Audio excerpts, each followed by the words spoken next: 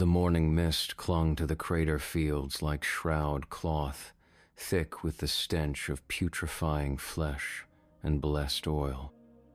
Father Rask knelt in the mud beside a shattered confessional altar, its brass fittings green with verdigris, its marble base cracked open like a broken skull. Steam rose from the fissures where holy water had pooled and festered for months. Behind him, 6 trench pilgrims waited in silence. Their gas masks hung loose around their necks, revealing faces pale as communion wafers.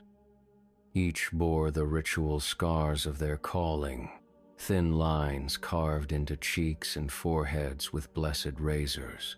The marks had healed poorly in the damp, weeping clear fluid that stained their threadbare cassocks. Rask pressed his palm against the altar's broken surface. The stone was warm, almost feverish. He had dreamed of this place for 3 nights running, visions that came with the taste of copper and myrrh. In the dreams, something vast moved beneath the earth, breathing slowly, patiently. "Father," whispered Novice Kale, the youngest among them, his voice cracked like old parchment. "The artillery has gone quiet." Indeed it had. For weeks, the Iron Sultanate's mortars had pounded this sector without pause, their shells whistling overhead like the screams of the damned. Now the battlefield stretched before them in terrible silence, broken only by the soft plop of gas bubbles rising from flooded shell holes. Rask stood, wiping sanctified mud from his knees. The sacred ground had turned to black slurry, mixing blessed earth with the rendered fat of 1,000 corpses. Each step released pockets of swamp gas that burned the nostrils and made the eyes water. "The relics are here," he said, though his throat felt lined with ash.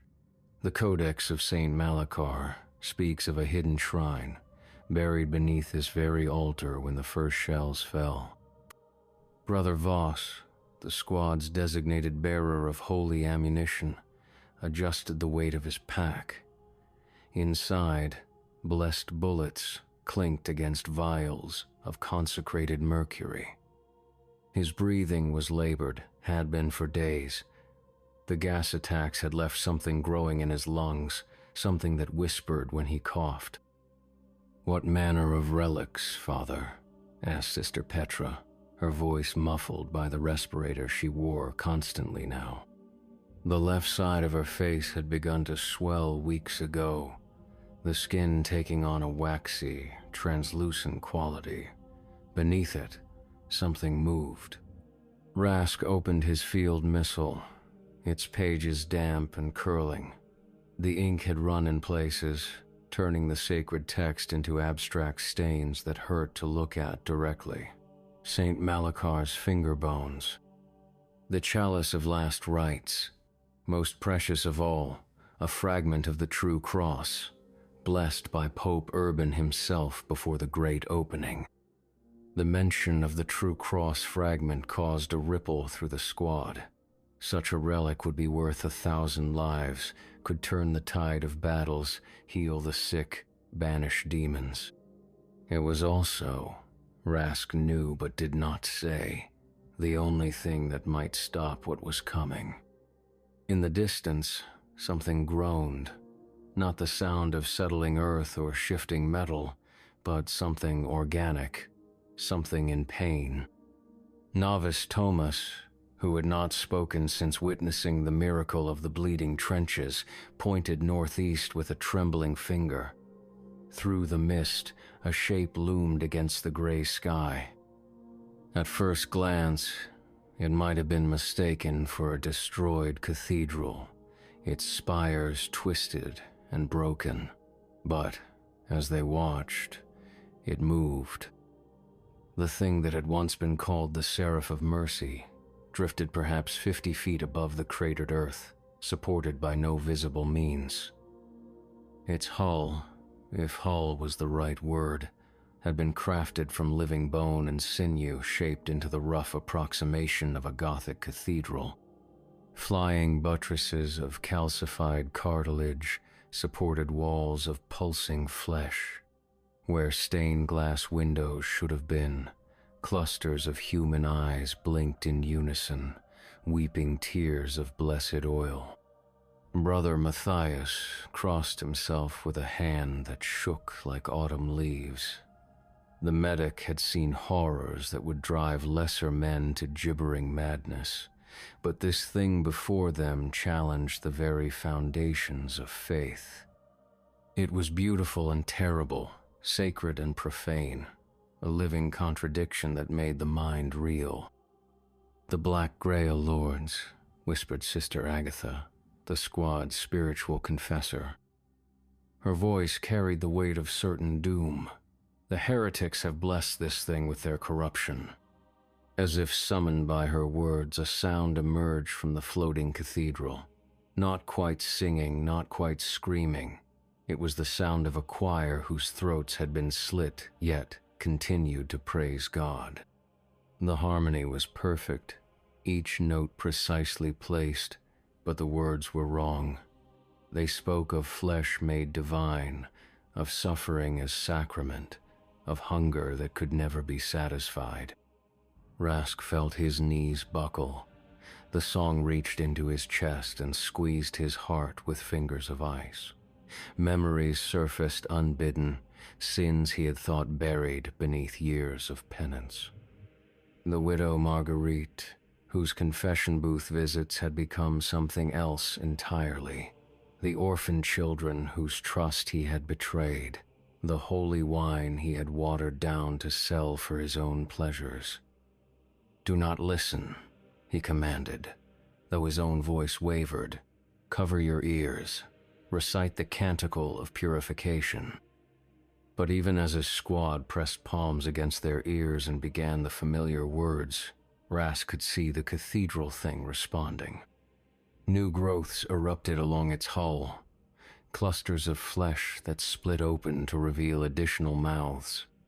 Each new choir member took up the song, adding harmonies that spoke directly to the secret shames of those who heard them. The floating abomination began to descend, moving with the slow grace of a falling feather. As it drew closer, details became visible that the mind struggled to process.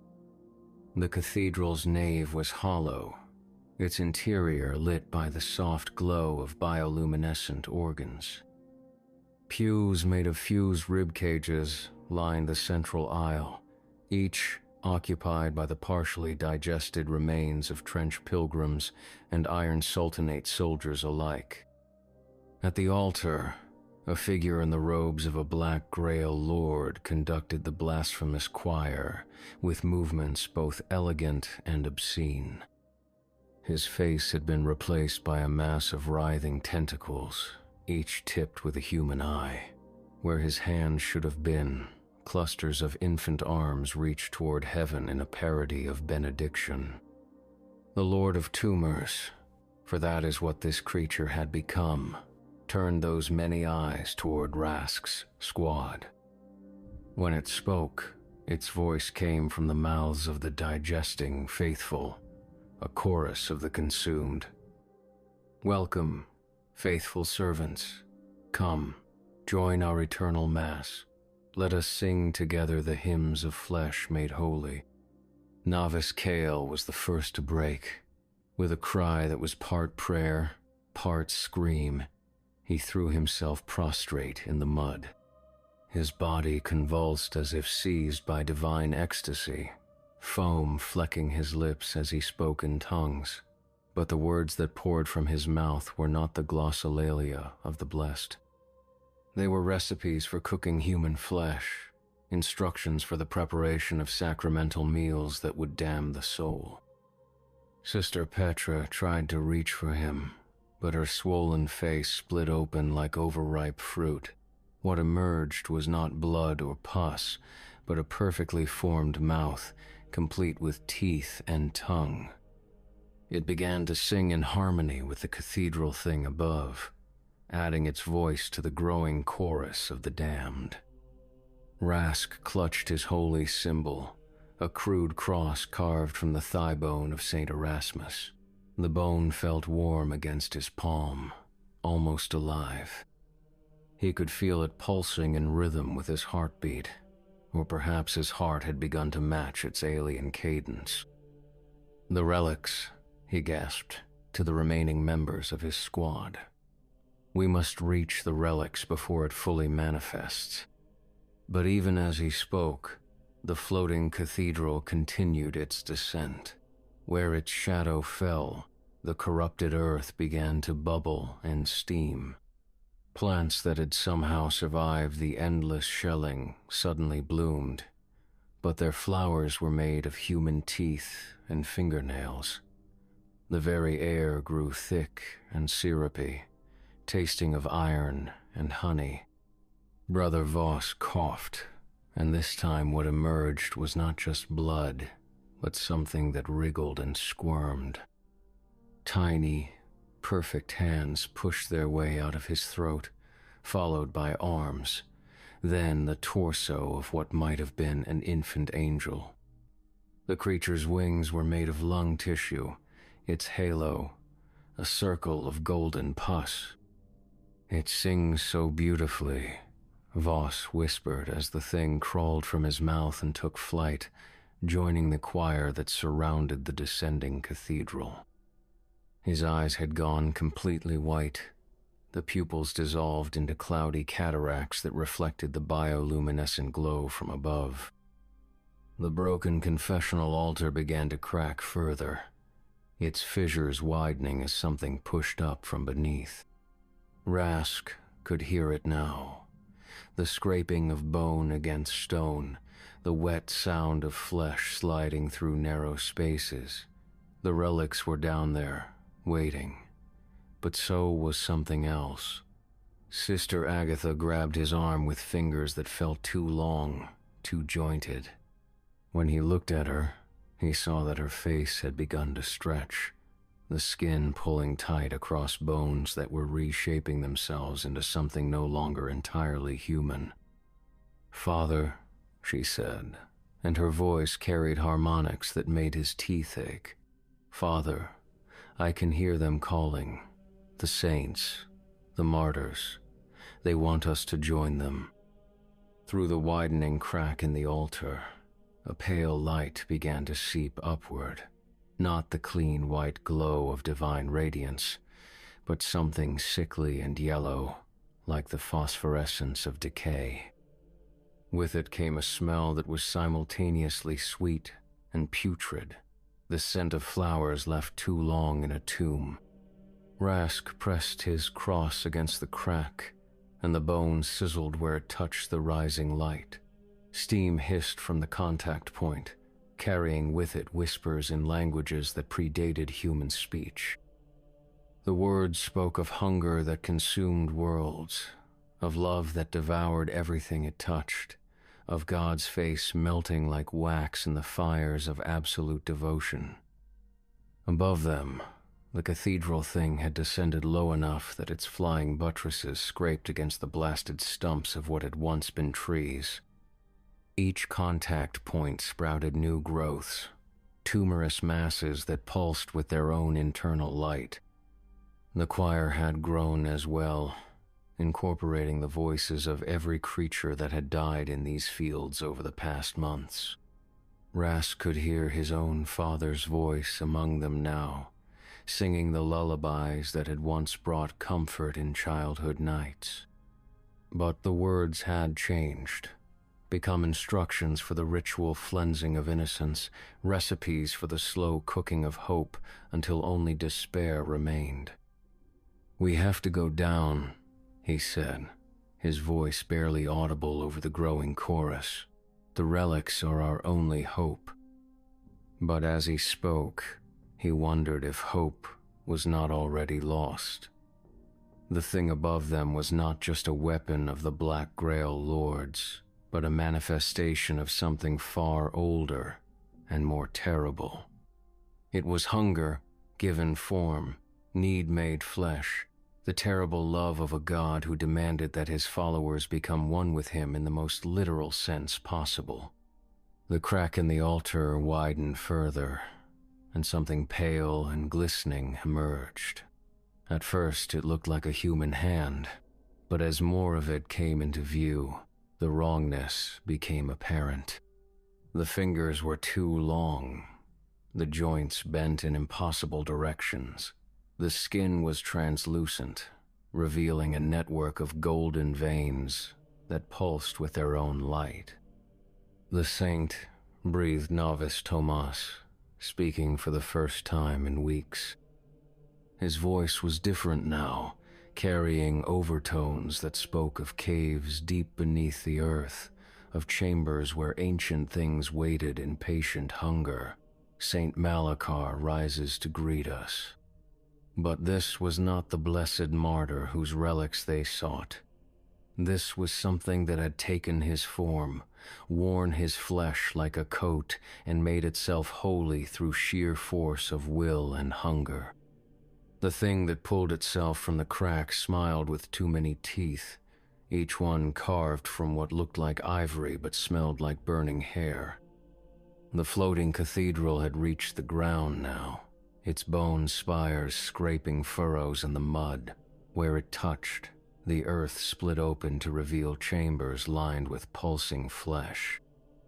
The chambers were filled with partially digested pilgrims, their bodies slowly dissolving, while their mouths continued to sing hymns of praise to their divine consumer. Rask felt his faith wavering like a candle flame in a hurricane. Everything he had believed, every prayer he had offered, every sacrament he had administered, all of it felt suddenly hollow. If this was divine love, if this was the price of salvation, then perhaps damnation was preferable. But even as doubt consumed him, the bone cross in his hand grew warm. Not the feverish heat of corruption, but something clean and pure. A voice spoke in his mind, not the terrible harmonies of the choir above, but something quiet and sad and infinitely compassionate. "My child," it said, "my poor, lost child, do not despair. Even in the depths of horror, grace can be found. Even in the moment of greatest darkness, light can shine." The voice was familiar, though he could not place it. Perhaps it was his mother, dead these 20 years. Perhaps it was the Christ himself, speaking through the relic he clutched. Or perhaps it was simply his own soul, refusing to surrender to the corruption that surrounded him. The thing that wore St. Malachar's face had fully emerged from the crack now, revealing a body that was part human, part tree, part something else entirely. Its torso was hollow, revealing chambers filled with smaller versions of itself, each one singing in perfect harmony. Golden sap wept from wounds that never healed, pooling in the mud and causing strange flowers to bloom. "Come," it said, extending arms that branched like limbs of a diseased oak. "Come and be planted in the garden of flesh. Come and grow into something beautiful and terrible and holy." Sister Agatha took a step forward, her face now so elongated that it resembled the skull of some unknown animal. Her eyes had multiplied, covering her cheeks and forehead like scales. Each one wept tears of liquid gold that traced burning paths down her transformed features. "Yes," she whispered. "Yes, I hear the calling. I hear the song of the earth, the hymn of the growing things. Let me be planted. Let me take root." But before she could reach the saint thing, a new voice cut through the choir's terrible harmony. It was Brother Matthias, his medic's training finally asserting itself over the supernatural dread that had paralyzed him. "The relic, bomb," he said, his voice steady, despite the horrors surrounding them. "In my pack, blessed thermite mixed with fragments of the true cross." If we detonate it now, while the cathedral thing is grounded, we might be able to destroy it. Rask felt a surge of hope, followed immediately by despair. The relic bomb would indeed destroy the floating cathedral, but the blast radius would consume them all. They would be vaporized instantly, their atoms scattered to the winds, their souls. Where would their souls go, having been so close to such corruption? The Lord of Tumors atop the cathedral seemed to sense his thoughts. The writhing tentacles that had replaced its face began to pulse with bioluminescent patterns, and when it spoke, its voice came from the mouths of Rask's own squad members. "Do you think death will save you, little priest?" It asked through Sister Petra's transformed lips. "Do you think your God will welcome you after what you have seen, what you have become? Look at yourself. Look at what you have always been." Against his will, Rask looked down at his hands. The skin had begun to change, taking on the same translucent quality as the thing that claimed to be Saint Malachar. Beneath the surface, he could see golden veins spreading like the roots of some divine plant. His fingernails had begun to curl and harden, becoming more like thorns than keratin. "You have always been one of us," the Lord continued, now speaking through Brother Voss's angelic parasite. "Every sin you committed, every moment of doubt, every pleasure you took in the suffering of others, all of it has been preparing you for this moment.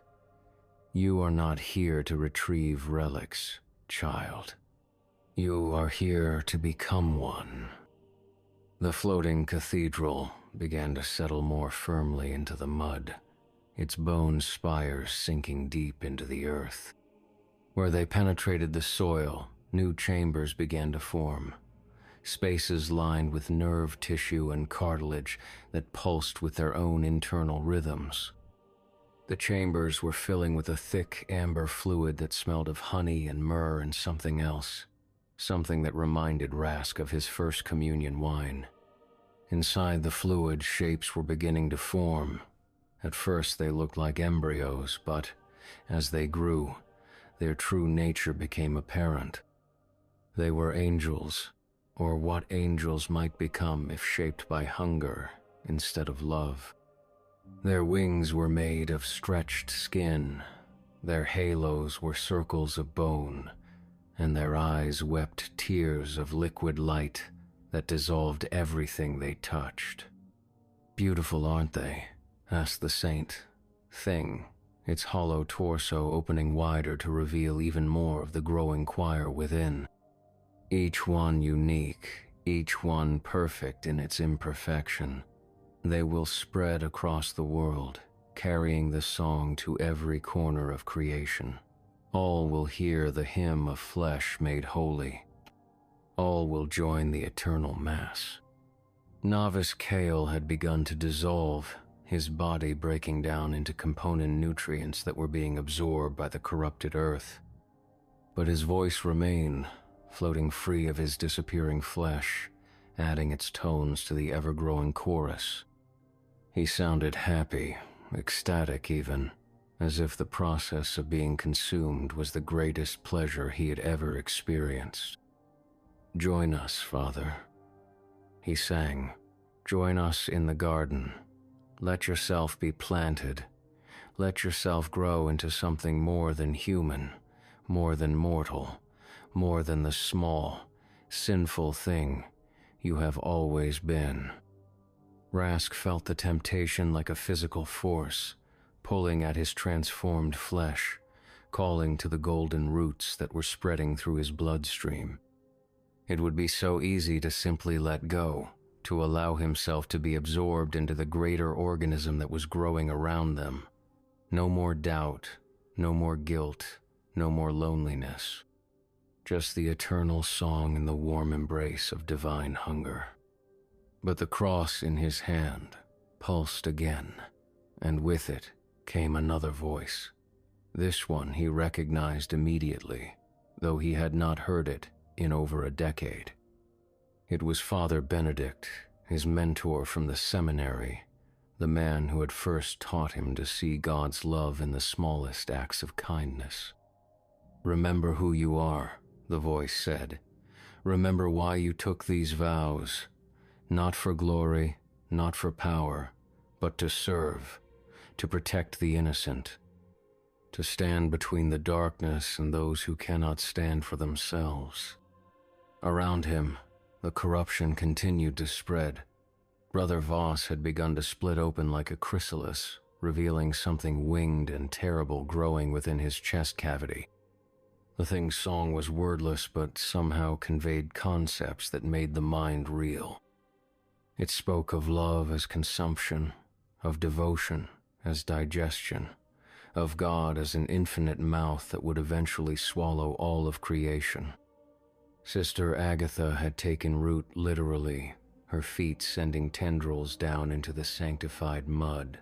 Her arms had become branches, sprouting flowers that bloomed and withered and bloomed again in endless cycles.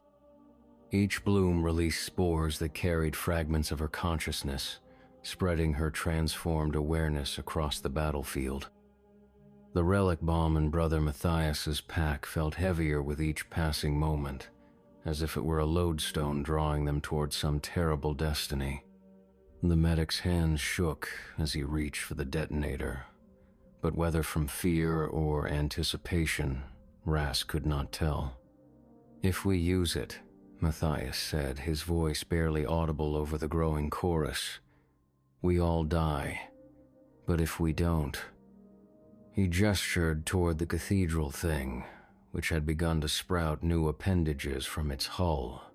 These looked almost like the arms of a clock, but instead of pointing toward hours, they indicated directions. North toward New Antioch, where thousands of pilgrims waited in their fortified monasteries.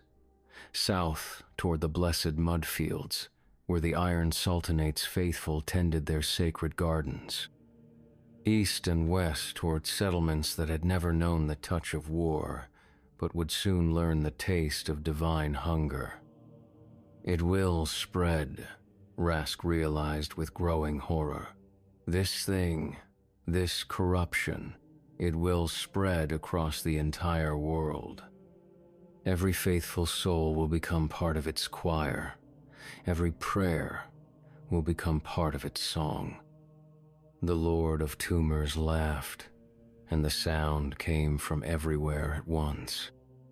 From the mouths of the dissolving squad members, from the new angels growing in their amber wombs, from the very earth itself as it transformed into living flesh. The laughter spoke of joy so pure and terrible that it could drive saints to madness. "Yes," it said. "Yes, my child, you begin to understand. This is not corruption. This is evolution. This is what faith looks like when it finally achieves its ultimate purpose. No more separation between the faithful and their God. No more distance between the lover and the beloved. All will be one, and one will be all." The saint thing that wore Malakar's face approached Rask with movements that were both graceful and wrong. Its hollow torso had become a window into a world of living architecture, chambers and corridors made of bone and sinew that pulsed with their own bioluminescent glow. Within those spaces, Rask could see gardens where human souls grew like flowers, their faces turned always toward a sun that was simultaneously beautiful and terrible. "Touch me," it whispered, extending a hand that was more root than flesh. "Touch me and see what you could become. Touch me and understand the true meaning of communion." Rask raised the bone cross, and for a moment, the advancing figure paused.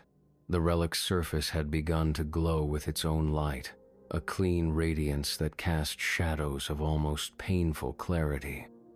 In that light, the true horror of their situation became visible.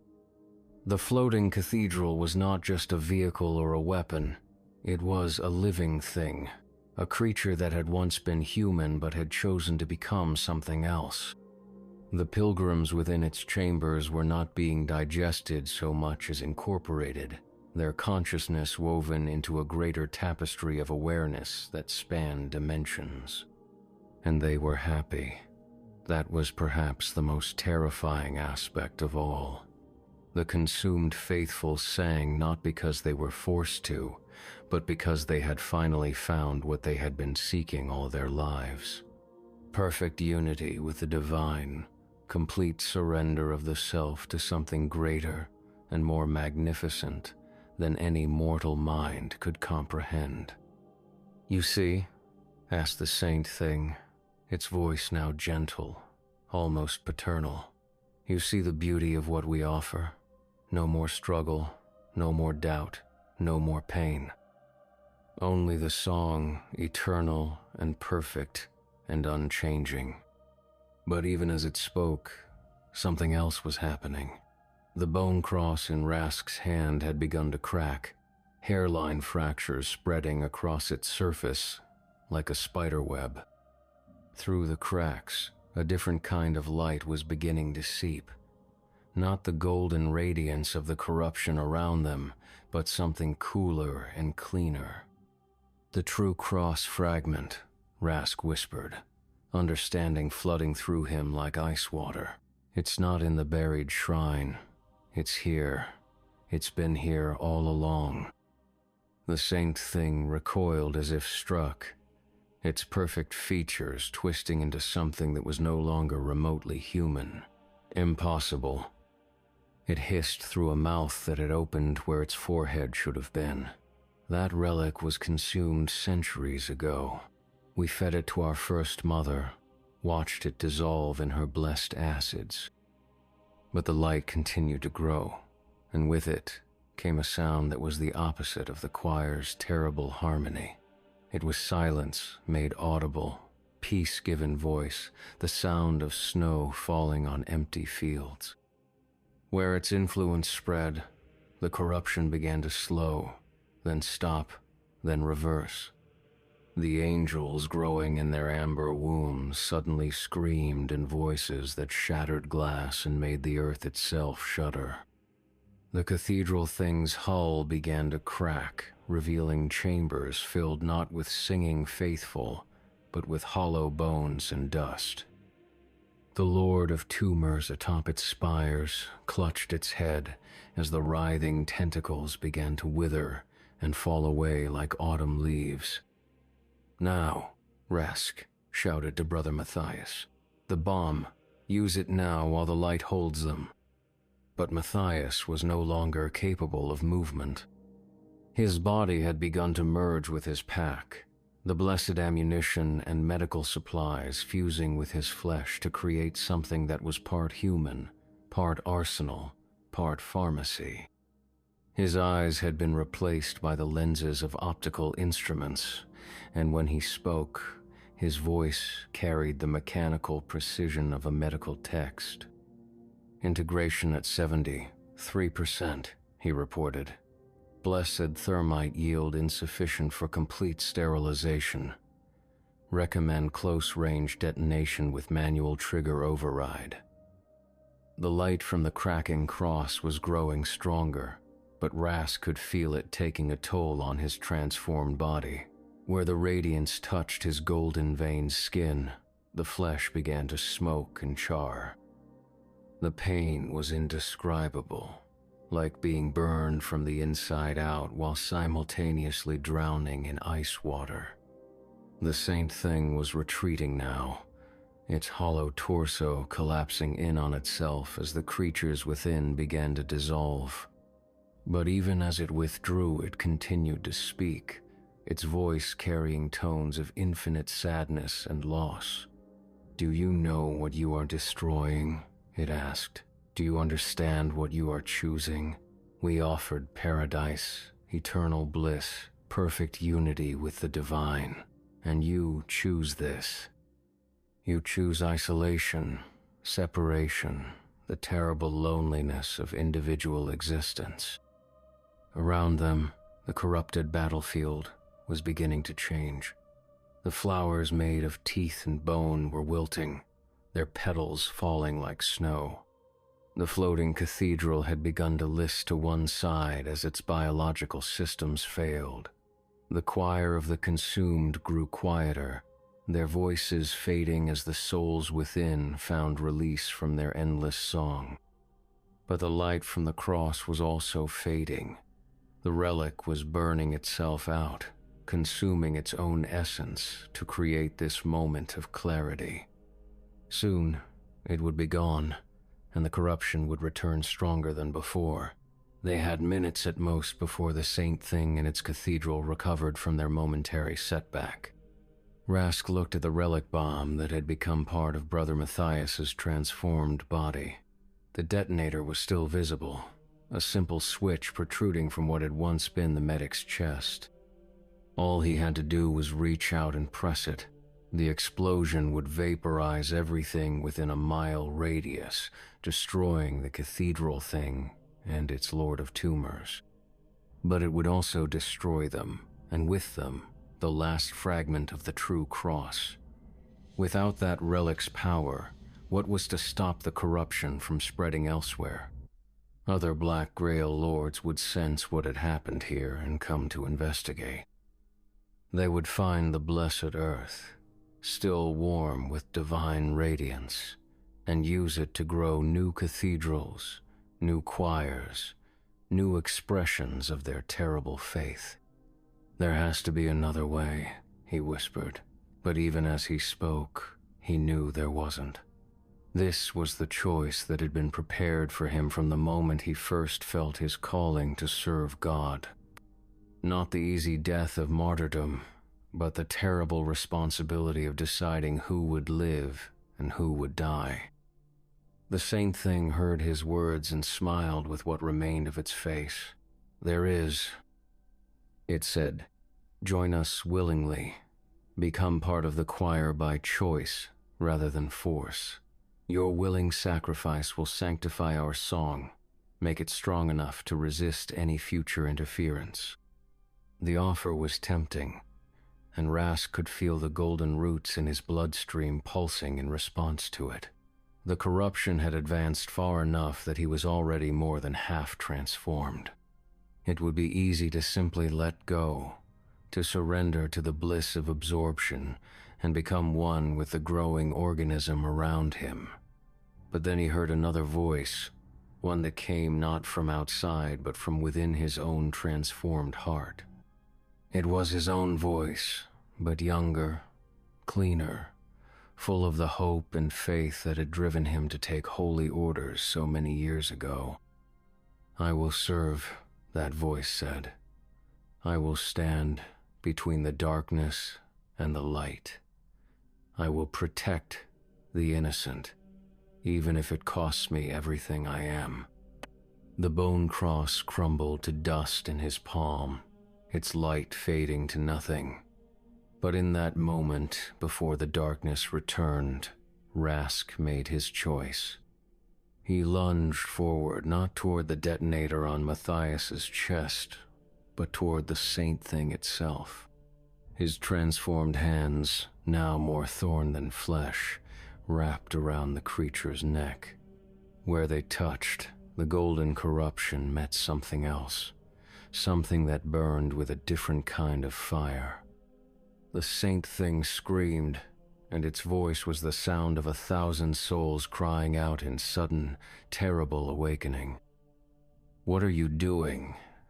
it gasped, its hollow torso beginning to collapse as the creatures within realized they were not in paradise, but in hell.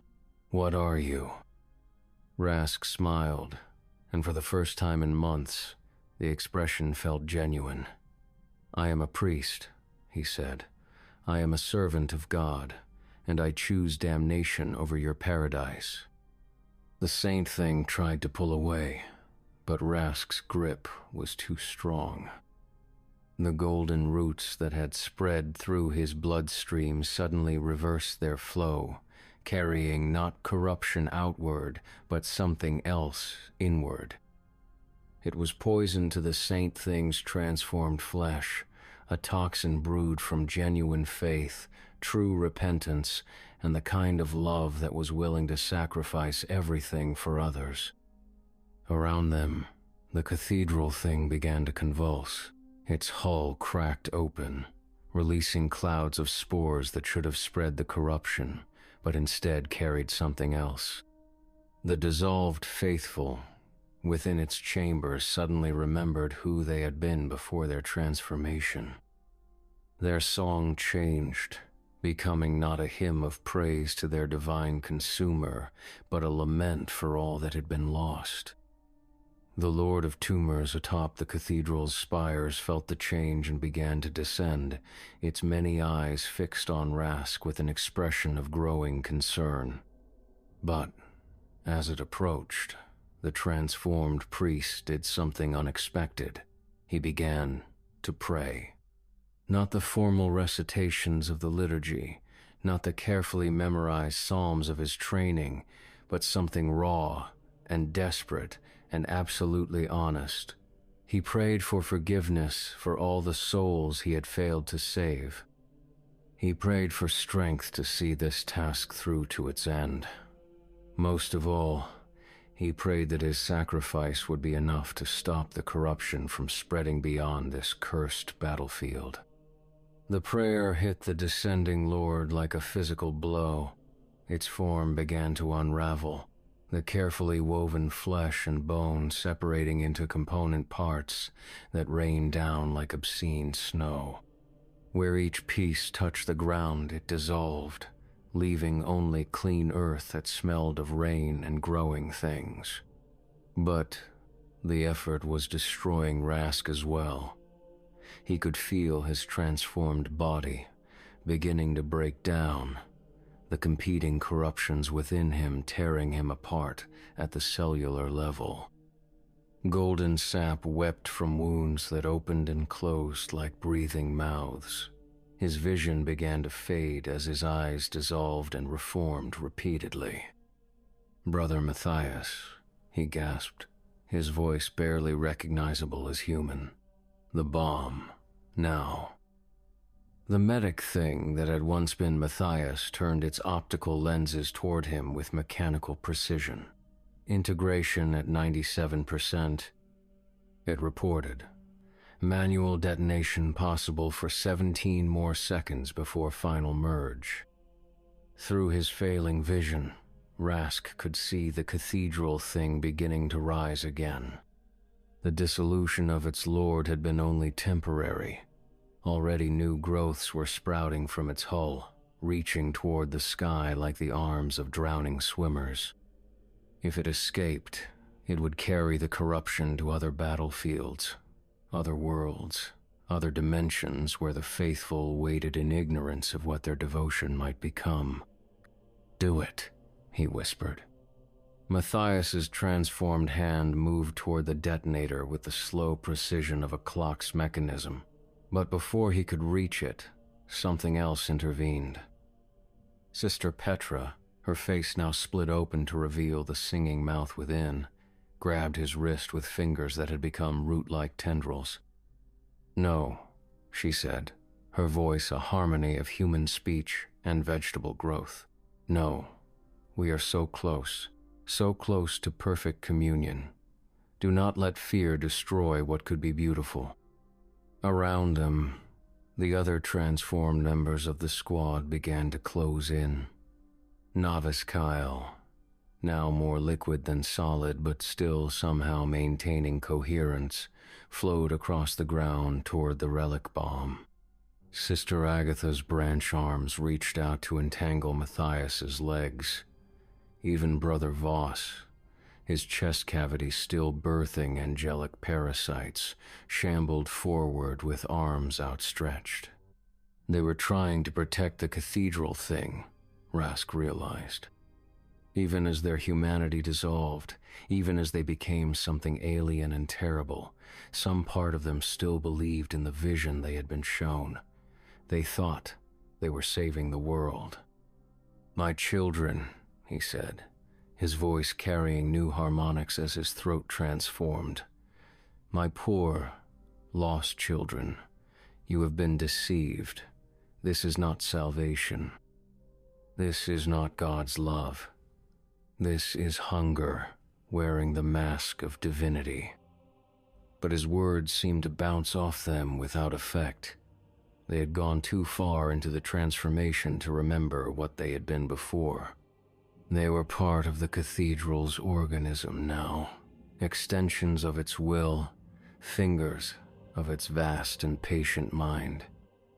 The floating abomination had begun to sing again, a new song that spoke of persistence, of inevitability, of the futility of resistance. Its voice carried across the battlefield and beyond, reaching toward distant settlements where other faithful would hear its call and begin their own transformations. Rask felt despair wash over him like a tide of black water. They had failed. The corruption would spread, and within a generation, perhaps less, the entire world would be one vast organism singing endless praise to a God who was nothing more than hunger made manifest. But then, in the depths of his despair, he felt something else, a presence, gentle and sad, and infinitely compassionate. It spoke without words, communicated through sensation rather than sound. It was the presence he had always felt during his most sincere prayers, the sense of being heard and understood and loved, despite all his failures. The presence showed him something, not a vision of victory, for victory was no longer possible, but something else, a seed, a single point of light that would survive even if everything else was consumed. The kind of light that could grow in the darkest soil, that could bloom in the most poisoned earth. Understanding flooded through him, and with it came a peace he had not felt since childhood. He knew what he had to do. Instead of reaching for the detonator, Rask placed his transformed hands on the cracked altar. The stone was no longer warm but burning, hot enough to sear flesh from bone. But his hands did not burn. Instead, they began to sink into the rock as if it were soft clay, merging with the consecrated stone until he could not tell where his flesh ended and the altar began. The presence within him grew stronger, and he understood that this had always been the plan.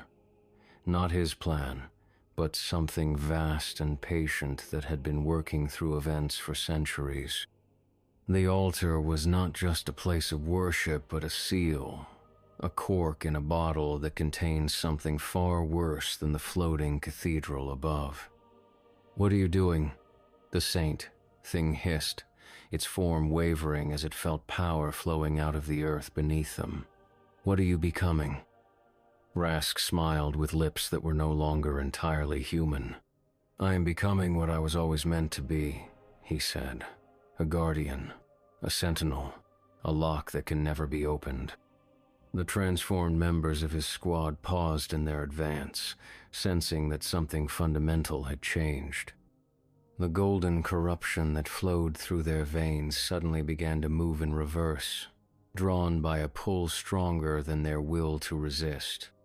One by one, they collapsed as the alien substance was torn from their bodies and pulled down into the earth. Sister Petra screamed as the singing mouth in her face sealed shut, the flesh healing over with scars that formed the shape of a cross. Brother Voss fell to his knees as the angelic parasites in his chest withered and died, their tiny bodies dissolving into blessed ash. Even Novice Kale began to solidify, his liquid form taking on human shape once more. But they were not being healed. They were being drained. The presence within the altar was consuming their corruption, using it as fuel for something else, something that required enormous amounts of power to maintain. Through his connection to the stone, Rask could feel it stirring far below, something that had been sleeping since the world was young. The floating cathedral above began to descend rapidly, no longer graceful, but falling like a stone. Its Lord of Tumors had felt the pull as well, recognized the threat that was emerging from beneath the battlefield. As it fell, the creature's form began to expand, flesh and bone stretching like taffy as it tried to make itself large enough to contain what was being awakened. "You fool," it screamed through 1,000 mouths. "You have no idea what you are releasing. We were protecting the world from it. Our corruption was a mercy compared to what sleeps beneath." But Rask was no longer listening to words. He was part of the altar now. His consciousness spread through the stone and into the earth below. He could feel the thing that was waking, sense its alien thoughts as they slowly organized themselves after eons of slumber. It was old, older than humanity, older than the earth itself.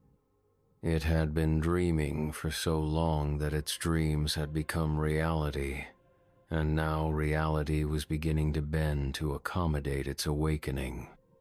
The cathedral thing struck the ground with an impact that shattered windows in settlements 50 miles away. Its hull split open like an overripe fruit, spilling half-digested pilgrims across the corrupted battlefield.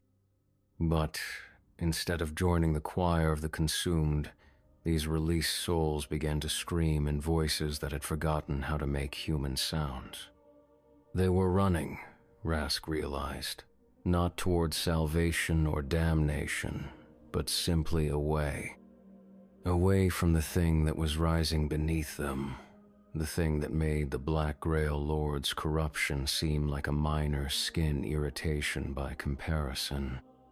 Through the altar, he could feel it pushing upward, pressing against the barriers that had contained it for millennia. Each seal that broke sent shockwaves through dimensions, causing reality to ripple like water disturbed by a thrown stone. In distant galaxies, stars suddenly changed color. In other planes of existence, gods paused in their eternal contemplations and turned their attention toward a small, wet world circling an unremarkable yellow sun. The Lord of Tumors, its form now spread across acres of battlefield, tried desperately to rebuild its cathedral body, but the flesh would not hold together. Every time it began to coalesce, the presence beneath would pulse once, and the carefully woven tissue would unravel like a poorly knitted sweater. "Please," it begged, its voice now coming from the mouths of earthworms and beetles that crawled through the mud. "Please, you do not understand. We can contain it together. Our combined will, our shared faith, we can keep it sleeping." But Rask was beyond such concerns now. His consciousness had expanded far past the boundaries of individual existence. He was the altar, the battlefield, the very atoms that made up the corrupted earth. Through this vast perspective, he could see the truth that had been hidden from mortal eyes. The war between the faithful and the heretics was not about ideology or territory. It was a distraction, a puppet show performed to keep humanity's attention focused on small conflicts while something infinitely larger stirred in its sleep. Every shell that fell, every prayer that was offered, every act of faith or heresy, all of it fed power to the thing below. The floating cathedral had been both symptom and cure, a cancer that was also an immune response. The Black Grail Lords had discovered the sleeping entity centuries ago and had dedicated their existence to keeping it contained. Their corruption was not random but carefully controlled, designed to create just enough spiritual static to mask the deeper resonance that might wake the dreamer. But now the seals were breaking. The thing beneath was stirring, and soon it would wake fully. When that happened, the distinction between corruption and purity would become meaningless. There would be only hunger, vast and patient and eternal, stretching across dimensions to consume everything that had ever been or ever could be. The remaining members of Rask's squad had collapsed completely now, their drained bodies lying still in the mud, but they were not dead. Through his expanded senses, he could feel their souls pulled down into the earth where they would serve as additional fuel for the awakening process. They would burn like candles in the dark, their light consumed to power something that existed beyond the concepts of good and evil. Above ground, the Lord of Tumors made one final attempt to reform its cathedral body. Gathering every scrap of corrupted flesh from across the battlefield, it began to weave itself into a new configuration. Not a floating church this time, but something more primal, more honest about its nature. A mouth, vast and terrible, lined with teeth made from the bones of saints and sinners alike.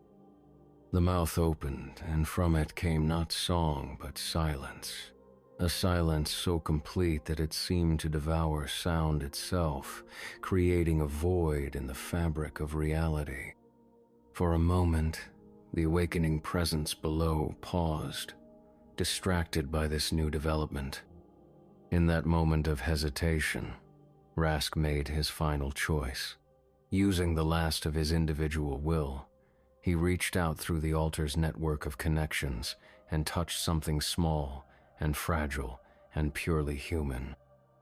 It was a memory, barely preserved in the quantum foam that underlay all existence. The memory of a child's laughter, innocent and joyful, and completely unaware of the horrors that waited in the dark. He wrapped that memory in layers of protection, encoding it into the very structure of space-time itself. It would survive, he knew, even if everything else was consumed. Somewhere, in some distant future or alternate reality, that laughter would echo again. Perhaps it would be enough to plant a seed of hope in whatever grew from the ashes of the current world. The moment passed. The presence below resumed its awakening, and the silence above shattered like glass. The Lord of Tumor's mouth form collapsed in on itself, unable to maintain coherence in the face of forces beyond its comprehension. Rask felt his individual consciousness fading as the final seals broke. He was becoming something else, something that existed to bear witness to what was coming. Not a guardian anymore, for there was nothing left to guard. Simply an observer, a recording device that would preserve the memory of what humanity had been before the dreamer woke. The earth beneath the battlefield began to bulge upward, pushed by something vast rising from below. The mud cracked and split, revealing glimpses of what lay beneath. Not flesh or bone or metal, but something that existed in more dimensions than human perception could process. It was beautiful and terrible and completely alien, a form that the mind could not hold without breaking. As it rose, reality began to reshape itself around it. The laws of physics became suggestions, easily ignored when they proved inconvenient. Time flowed backward and forward simultaneously. Space folded in on itself, creating corridors that led everywhere and nowhere. The floating cathedral, or what remained of it, was caught in this gravitational anomaly. Its corrupted flesh began to stretch and warp, taking on new configurations that had never existed before and would never exist again. The Lord of Tumors screamed in voices that spanned octaves beyond human hearing, its pain echoing across dimensions. But even as the cathedral was torn apart, Something else was happening. The fragments of its hull began to glow with their own internal light, and from each piece, new forms began to emerge. Not the angelic parasites that had grown in its chambers, but something different, something that might have been hope, if hope could exist in the space between dimensions. These new entities spread across the transformed battlefield like seeds on the wind. Where they landed, small patches of normalcy began to assert themselves. Grass grew in patterns that followed the old laws of biology. Water flowed downhill according to gravity's ancient dictates. The air itself began to remember what it meant to carry sound instead of silence. It was not enough to stop what was happening, but it was something. A reminder that even in the face of cosmic horror, small acts of defiance could still matter. The dreamer below continued to wake, its influence spreading outward at the speed of thought, but these tiny islands of resistance remained. Through his fading consciousness, Rask felt a presence that was familiar yet strange. It was Father Benedict again, his old mentor from the seminary, but changed somehow. Purified, perhaps, or simply viewed from a perspective that transcended mortal understanding. "You did well, my son," the presence said without words. "Not perfectly, but well enough. The seed is planted. The memory is preserved. What grows from here is beyond our control, but it will remember that there was once something called hope." The battlefield continued to transform around them. The rising entity had nearly reached the surface now, its impossible geometry creating patterns in the air that hurt to perceive directly. But Rask was no longer entirely human, and his transformed senses could appreciate the terrible beauty of what was emerging. It was not evil, he realized. It was not good either. It simply was, existing on a scale so vast that human concepts of morality became as irrelevant as the concerns of bacteria. It had been dreaming for eons, and in its dreams, entire universes had been born and died. Now it was waking, and those dream universes would fade like morning mist. But something would remain. Not the physical structures of reality, but the patterns that underlay them. The mathematical relationships that described how love could exist alongside horror, how hope could survive in the depths of despair, how small acts of kindness could ripple across eternity. The altar beneath Rask finally cracked completely, its stone surface splitting to reveal chambers filled with light that existed in colors beyond the visible spectrum. He felt his consciousness dissolving into that light, becoming part of something larger and more complex than individual awareness. As he faded, he became aware of other voices joining his own, not the corrupted choir of the floating cathedral, but something cleaner. The voices of every person who had ever made a sacrifice for others, every soul who had chosen love over fear, every individual who had looked into the abyss and decided to light a candle instead of cursing the darkness. They were singing now, all of them together, and their song was not words, but pure meaning. It spoke of the value of individual existence, of the beauty that could be found in imperfection, of the strength that came from choosing to care about others even when caring brought pain. The song spread outward, carried by the fragments of the destroyed cathedral, planted in the small patches of normalcy that dotted the transformed landscape. It would take root, Rask knew, and grow in ways that could not be predicted or controlled. Perhaps it would be enough to plant seeds of consciousness in whatever grew from the dreamer's awakening. Perhaps those seeds would remember what it meant to be human. The entity beneath finally broke through the surface of the earth, its form expanding to fill the space between dimensions. Where it touched the physical world, matter began to sing in harmonies that had not been heard since the universe's first moments. The transformation was absolute and irreversible. But in the quantum foam that surrounded the emerging God thing, tiny pockets of preserved memory flickered like stars.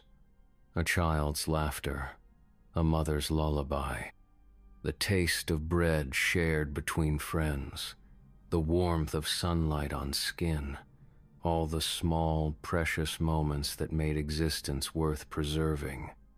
The dreamer paused in its awakening, distracted by these fragments of human experience. For just a moment, its vast attention focused on them, trying to understand what they represented. In that moment of curiosity, something new was born. Not human, not alien, but something that partook of both natures. It was small, this new entity, barely visible against the cosmic scale of what surrounded it. But it carried within itself the essence of choice, the ability to decide between different paths forward. As the dreamer's awakening completed and reality settled into its new configuration, this small spark of possibility remained. It would grow, feeding on the preserved memories and the song that still echoed from the destroyed battlefield. What it would become was unknown, but it would remember that there had once been creatures called humans who had chosen love over fear, hope over despair, sacrifice over self-preservation. The battlefield was quiet now, transformed into something that existed in spaces between dimensions. The floating cathedral was gone, its lord of tumors dissolved into component atoms that danced in patterns too complex for mortal minds to follow. The corrupted earth had become something else entirely, a garden where thoughts grew like flowers and memories took root in soil made of crystallized time. At the center of it all, where the altar had once stood, a single figure remained. It might have been Rask, or it might have been someone else entirely. The features were human but idealized, like a statue carved by an artist who had never seen a real person but understood the concept of humanity perfectly. The figure stood motionless, hands clasped in prayer, eyes fixed on something beyond the visible horizon. It was waiting, but for what, none could say. Perhaps for the small spark of possibility to grow large enough to matter. Perhaps for the song to find new voices to carry it forward. Perhaps simply for someone to remember that in the darkest moment, when all seemed lost, there had been those who chose to light candles instead of cursing the darkness. Around the figure, reality continued to reshape itself according to rules that had never existed before. But the song remained, carried by fragments of the destroyed cathedral that drifted like seeds on winds that blew between dimensions. Each fragment carried within it the memory of what had been and the possibility of what might yet be.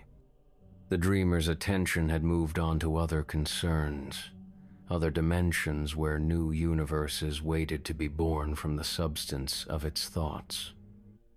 But it had been touched, however briefly, by something it had never encountered before, the concept of willing sacrifice, of choosing others' welfare over one's own survival.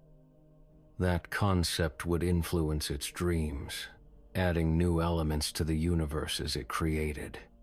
Perhaps, in some distant realm of possibility, there would be worlds where such choices were not just possible but celebrated, where beings would gather to sing songs, not of their own glory, but of those who had given everything so that others might have a chance at happiness. The figure in the transformed battlefield continued its vigil, neither alive nor dead, but something beyond both states. It had become a living memorial, a reminder carved into the structure of reality itself. Those who looked upon it, if any ever came to this place between dimensions, would understand without words what it represented. The price of hope, the weight of choice, the terrible beauty of a love so pure that it could sacrifice itself for the sake of those who would never know its name. The song echoed on, carried by quantum fluctuations to realms where it might find new voices, new hearts willing to take up its melody. It spoke of ordinary people who had done extraordinary things, not because they were heroes, but because they had recognized that heroism was simply another word for caring more about others than about oneself. In the spaces between heartbeats, in the pauses between thoughts, the song continued. It would outlast stars, outlive galaxies, survive the heat death of universes. Because it was not made of matter or energy, but of something more fundamental, the decision to love in spite of all reasons not to. The dreamer stirred in its cosmic slumber, touched by dreams it had never dreamed before.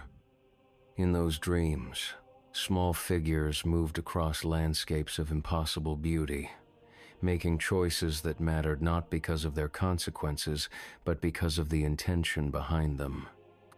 They sang as they moved, their voices joining in harmonies that spoke of hope preserved and innocence defended, and love that conquered even death. The battlefield existed now in all dimensions simultaneously, a fixed point in the fluid reality of the awakened cosmos. It had become a place of pilgrimage for entities that had never known pilgrimage, a shrine to concepts that transcended species and circumstance. The figure at its center remained motionless, eternal, a prayer frozen in stone and time and possibility. Its vigil would continue until the last star burned out and the final thought was thought. And even then, perhaps, it would remain, waiting for whatever came after the end of everything. Because some things, once begun, could never truly end. Some songs, once sung, would echo forever in the spaces between silence. Some choices, once made, would ripple across eternity, touching lives that had not yet been born and worlds that had not yet been dreamed. The transformed earth pulsed once, like a heart beating in the chest of a sleeping god. In that pulse, the song found new strength, new voices, new possibilities for growth and change. It spread outward on wings made of crystallized hope, carrying with it the memory of those who had chosen to stand between the darkness and the light. Somewhere in the quantum foam, a child's laughter echoed again, pure and innocent, and absolutely untouched by the horror that surrounded it. The sound was so small as to be almost inaudible, but it carried within it the power to reshape universes, to plant seeds of possibility in the most barren soil, to kindle lights in the deepest darkness. The dreamer heard that laughter and paused in its cosmic contemplations. For just a moment, its vast and alien consciousness touched something achingly familiar, something it had forgotten it had ever known.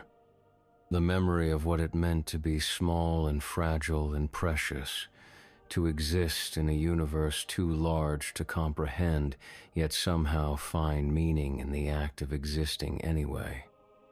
That moment of recognition changed everything and nothing. The cosmic entity continued its awakening, reality continued its transformation, and the song continued its eternal melody. But now, there was something new woven into the fabric of existence itself, the possibility of wonder, the chance for awe, the hope that even gods might learn to dream of love. The figure in the transformed battlefield smiled, though its stone features did not change.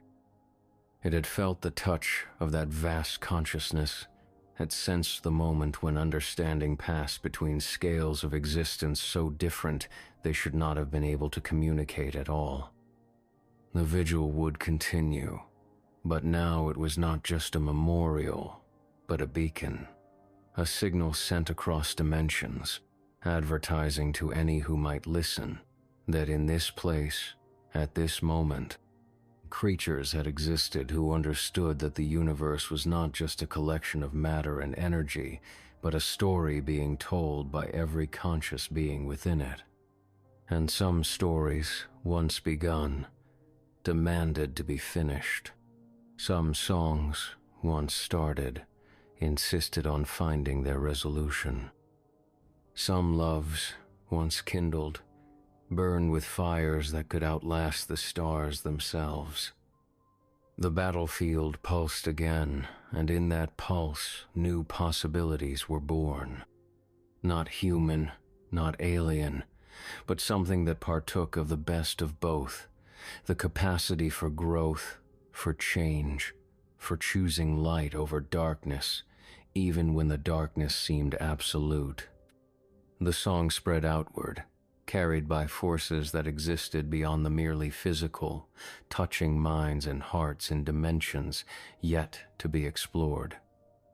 Each voice that took up its melody added something new, some unique perspective on what it meant to hope in the face of hopelessness, to love in spite of loss, to choose compassion when cruelty would be easier.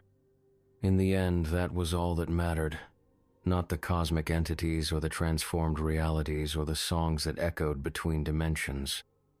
Just the choice, made again and again by countless individuals across countless worlds, to care about something larger than themselves. The figure at the center of it all continued its eternal prayer, a monument to that choice and a promise that it would never be forgotten. Around it, the transformed battlefield bloomed with flowers that existed in 17 dimensions, their petals made of crystallized memory and their roots extending into the hearts of those who would never see them but would feel their influence nonetheless. The vigil continued, the song endured. And somewhere in the quantum foam that underlay all existence, a child's laughter echoed on, carrying within it the seeds of everything that had been and everything that might yet be.